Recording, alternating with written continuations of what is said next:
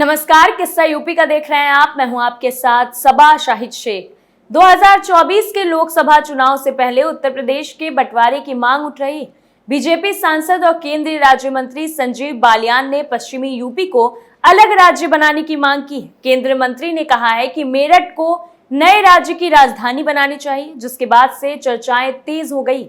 हालांकि बालियान पहले नहीं है जिन्होंने ऐसी मांग की हो। नेहरू और अंबेडकर ने भी यूपी के बंटवारे की वकालत की थी। इसी पर चर्चा के लिए हमारे साथ मौजूद हैं कैपिटल टीवी के एग्जीक्यूटिव एडिटर राजीव जी। सर, बहुत बहुत स्वागत है आपका। धन्यवाद। आखिर यूपी के बंटवारे की मांग क्यों उठ रही है? देखिए, उत्तर प्रदेश के बंटवारे की मांग तो पहली बार नहीं उठ रही है। पहले मायावती ने भी कहा था अवध प्रदेश, पश्चिमी उत्तर प्रदेश के लिए अलग, हरित प्रदेश, ये सारे मांग पहले से उठ चुके हैं। लेकिन इस बीच संजीव बालियान ने जो बात कही है वो जाटों को खुश करने के लिए कही, लेकिन उसका इम्पैक्ट है जो दूसरे तरफ पड़ा। और सीएम योगी आदित्यनाथ जो इस बात के सख्त विरोधी हैं, उत्तर प्रदेश के बंटवारे की मांग नहीं होनी चाहिए। और एक भारतीय जनता पार्टी का सांसद, दूसरी तरफ केंद्र में मंत्री, और जाट अधिवेशन में संजीव बालियान ये बात उठाता है कि प्रशासनिक तरीके से अगर देखा जाए तो पश्चिम उत्तर प्रदेश से हाई कोर्ट की दूरी, यहां तक कि राजधानी की दूरी जो प्रदेश की राजधानी है, ये काफी है। इसीलिए ये माना जाना चाहिए कि पश्चिम उत्तर प्रदेश एक अलग राज्य बने, और यहां मेरठ को राजधानी के तौर पर उन्होंने प्रस्तावित भी किया। लेकिन सवाल यही है कि अगर प्रशासनिक तौर पर किसी प्रदेश के आने जाने या फिर दूरी के आधार पर हम बंटवारा करने लगें तो फिर इस देश में राज्य 29 नहीं बल्कि 40-50 हो जाने चाहिए। हर जगह ये मांग उठ सकती है। और दूसरी तरफ अगर प्रशासनिक परेशानियां पैदा हो रही है तो उसके सुधार के दूसरे उपाय हैं। ऐसा नहीं है कि उसके सुधार के उपाय नहीं हो सकते, बेंच नहीं बन सकते। इलाहाबाद में हाई कोर्ट है, और उसके बाद अगर प्रयागराज के हाई कोर्ट को, वहां पर बने हाई कोर्ट को देखा जाए तो उसमें लखनऊ का बेंच भी है, ताकि पूर्वांचल के लोगों को लखनऊ बेंच में अपने लिए हाई कोर्ट में अगर याचिका दायर करनी है तो जा सकते हैं। पश्चिमी उत्तर प्रदेश की ये मांग है और इसमें भी सुधार की जा सकती है। गाजियाबाद में बेंच बन सकता है, गाजियाबाद में एक और प्रशासनिक केंद्र बन सकता है, और नोएडा गाजियाबाद का इलाका जो है वो पश्चिमी उत्तर प्रदेश के अंतर्गत ही आता है जो ये मांग कर रहे हैं। तो ऐसे में सबसे बड़ा सवाल ये उठता है कि क्या सीएम योगी आदित्यनाथ इनके इस मांग को अपने पक्ष में रखते हैं या इनका सपोर्ट करते हैं कि नहीं। क्योंकि अभी जो उत्तर प्रदेश की राजनीतिक स्थिति है उसमें पश्चिम उत्तर प्रदेश, जहां तक अभी 2-3 चुनावों में देखा जा रहा है कि पश्चिम उत्तर प्रदेश का समीकरण कुछ बदला है, और ऐसे बदलते समीकरण में कुछ जाट नेताओं की स्थिति भी कंफ्यूजन वाली हो गई है। संजीव बालियान उसी में से हैं। संजीव बालियान के पास एक बड़ी जिम्मेदारी है।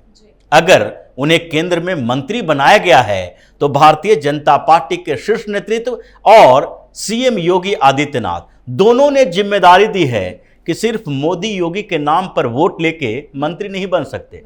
तुम्हें अपने क्षेत्र में काम करना पड़ेगा। सिर्फ मुजफ्फरनगर तक सिमट के मत रहो, मेरठ भी जाओ, संभल भी जाओ, गाजियाबाद से लेके नोएडा तक का क्षेत्र, और जहां जहां पश्चिमी उत्तर प्रदेश, चाहे बुलंदशहर हो, अलीगढ़ हो या फिर खुर्जा हो, हर क्षेत्रों में आपकी उपस्थिति होनी चाहिए। और वहां पर जो वोट मिल रहा है भारतीय जनता पार्टी में, उसमें मोदी योगी के नाम पर वोट मिलने वाले के बाद आपको कम से कम ये करना पड़ेगा कि 15 से 20% वोट आपके कारण मिले।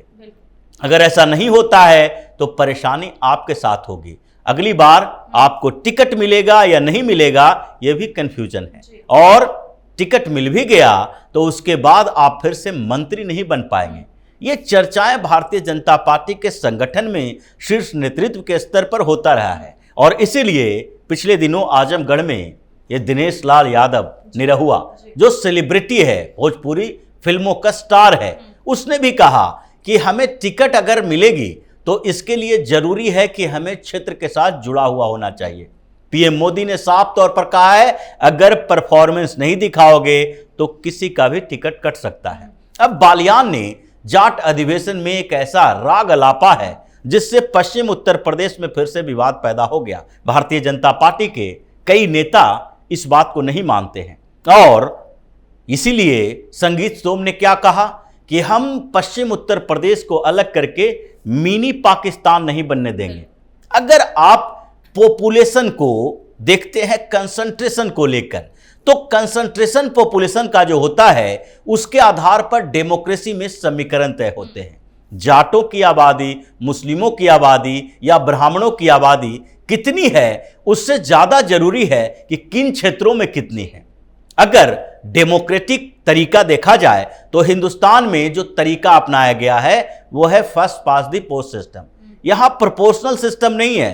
प्रोपोर्शनल सिस्टम में क्या होता है, जितना % वोट आया उतनी % सीटें मिल जाएगी आपको। लेकिन first past the post system में यह होता है कि जिस कैंडिडेट को सबसे ज्यादा वोट मिला, अगर वोट पोल 30% भी हो रहा है तो उससे भी कोई फर्क नहीं पड़ता।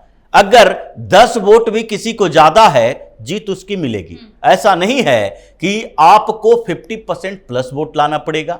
यह भी लोकसभा में नहीं है, विधानसभा में नहीं है। विधानसभा लोकसभा में first past the post system ही चलता है। और इसलिए अगर आपको अपने क्षेत्र के पॉपुलेशन के कंसंट्रेशन को देखना है, बताना है, तो उसके अनुसार उसका दबाव स्थापित होता है, चलता है।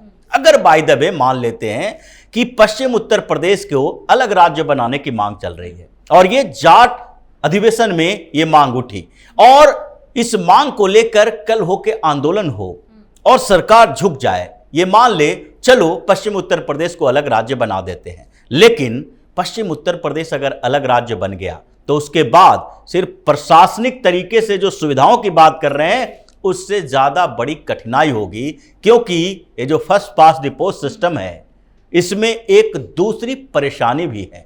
अगर छोटे से स्तर पर डिवीजन करना शुरू करते हैं तो पश्चिम उत्तर प्रदेश में एक प्रदेश में राज्य बनेगा और इसका नाम हरित प्रदेश करने की बात भी चल रही है। ये यहां पर इस क्षेत्र में जाट और मुसलमान इन दोनों की आबादी अच्छी खासी है।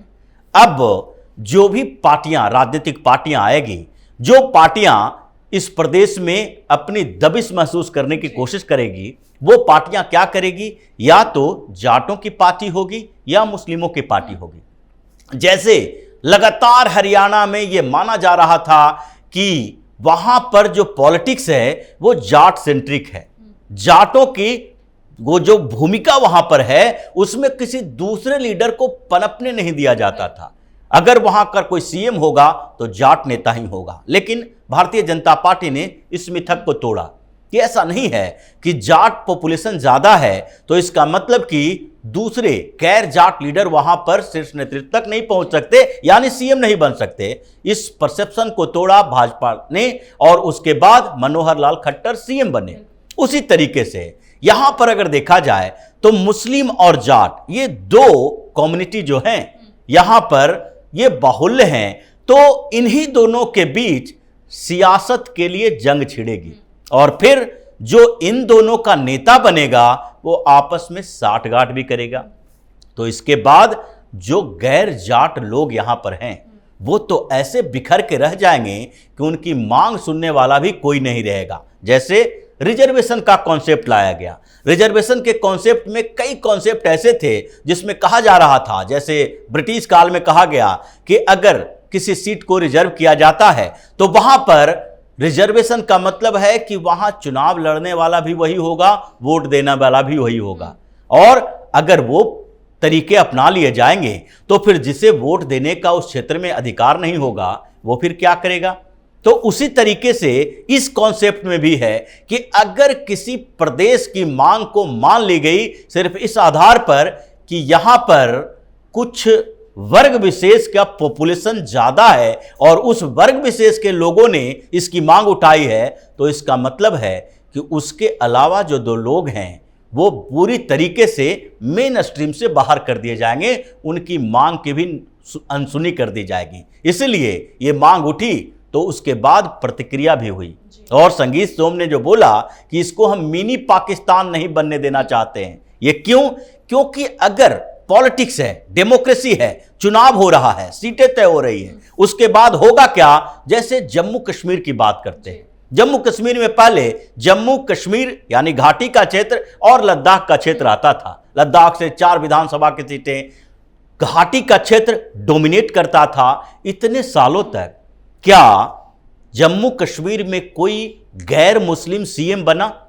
अगर 1991 में वहां पर हिंदुओं का पलायन हुआ और मुख्यमंत्री वहां फारूक अब्दुल्ला होगा, तो ऐसे में यह माना जाएगा कि वहां गैर मुस्लिमों को यानी कि हिंदू जो थे वो इस कदर हावी नहीं हो पाए, इतना डोमिनेंट नहीं हो पाए कि वहां के सीएम को यह लगे कि अगर हिंदू यहां पर विद्रोह भी करेंगे, हमारे खिलाफ भी जाएंगे, तो हमारी कुर्सी को कोई खतरा हो सकता है। बिल्कुल। तो पहले जैसा कि नेहरू जी ने भी इसकी वकालत की थी, अंबेडकर ने भी की थी, अब जाके ये संजीव बालियान कर रहे हैं, तो क्या अब यूपी का बंटवारा होगा? देखिए, नेहरू और अंबेडकर ने जो वकालत की थी, वो वकालत ये सिर्फ उत्तर प्रदेश के लिए नहीं थी।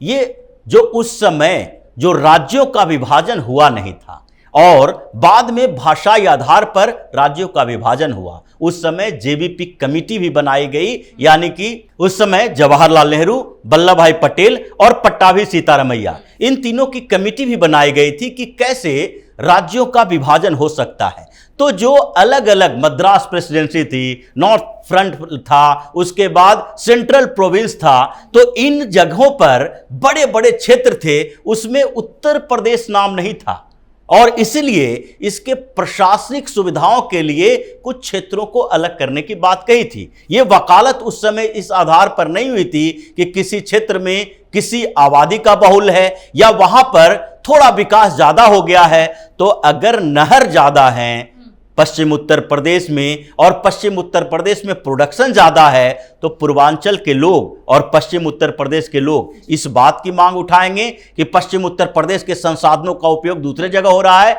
अगर देश में कहीं किसी सुविधा को बढ़ाया गया है, इसका मतलब है कि दूसरे की सुविधाओं को छीना गया है और ये पूरे देश के लेवल पर है। उसी तरीके से जैसे अगर किसी परिवार में 2-3 बच्चे हैं और कोई बच्चा है जो पढ़ने में ज्यादा तेज है, तीव्र है, तो उसको ज्यादा सुविधाएं दे के ये कोशिश की जाती है कि अगर एक आगे बढ़ेगा तो इसके आगे बढ़ने से जो इसके 2 अलग भाई बहन हैं वो इसके उस प्रतिभा का फायदा उठाएंगे जब ये सेटल हो जाएगा। तो ये जो पूरे देश का कॉन्सेप्ट होता है, स्टेट का कॉन्सेप्ट होता है, उसी के आधार पर होता है। इसलिए सुविधाएं बढ़ाने की बात हो रही है। यह बात भी हो रही है कि हाई कोर्ट का एक बेंच इधर बैठे, यह भी बात हो रही है कि जिस तरीके से प्रशासनिक सुविधा होती है पश्चिम उत्तर प्रदेश के लोगों को, अवध प्रदेश के लोगों को, उस असुविधा को दूर करने के लिए यहां पर कुछ सेंटर बनाए जाएं